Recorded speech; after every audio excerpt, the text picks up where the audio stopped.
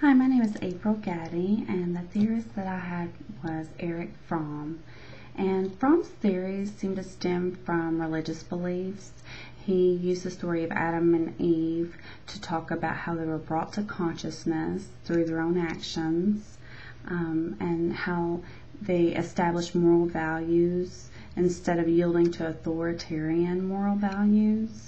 Fromm went on to theorize that psychological issues were a result of the individuals trying to escape this freedom, and his theories show influences from Sigmund Freud and Karl Marx. He takes into account biology as well as society, specifically economic systems, but he also adds the idea of personal freedom to his theories. He cited that there were three escape mechanisms. One was conformity, which would be losing oneself, just hiding in the crowd, completely, conforming to societal norms. Another one would be authoritarianism, which would be where you would be completely controlled by another person as your escape of freedom, and you would become very passive.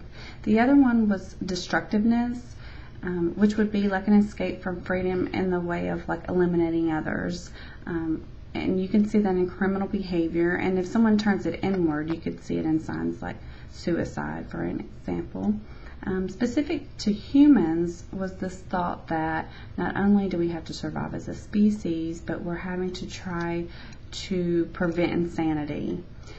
He also spoke about two types of unproductive families. One was called symbiotic families. It's almost kind of like a codependent relationship between children and parents. It can be manipulative on either part.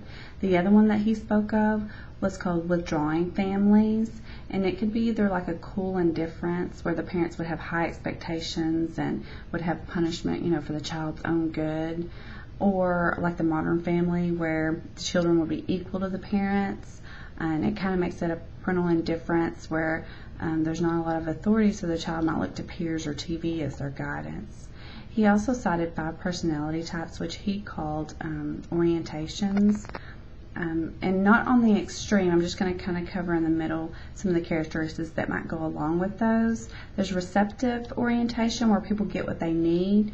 They have satisfaction that comes from the outside world. That person might be accepting and optimistic. There's exploitative orientation, where people expect to take what they need, and it might be through stealing or coercion, and someone might be like assertive and captivating with this personality type. There's also the hoarding orientation, where people expect to keep things. They see the world through possessions. This person might be steadfast and practical. There's also marketing orientation, where people expect to sell themselves. They package themselves, and surface appearance is everything to this person. There's also the productive orientation, which is the healthy person, the person that doesn't have a mask on, and they define things by their actions in the world. Fromm also spoke about humanitarian socialism, which would be like thinking of humans first, and like small communities, and making sure that everyone's needs are the responsibility of everyone else. He said that humans seek the answer to their existence. There are 5 human needs: relatedness, creativity, rootedness, a sense of identity, and a frame of orientation. Fromm also spoke of 5 different types of love that were threatened. There was brotherly love that was threatened by the reduction of human beings to commodities, motherly love that was threatened by narcissism and possessiveness, and then there was self-love that was threatened by selfishness.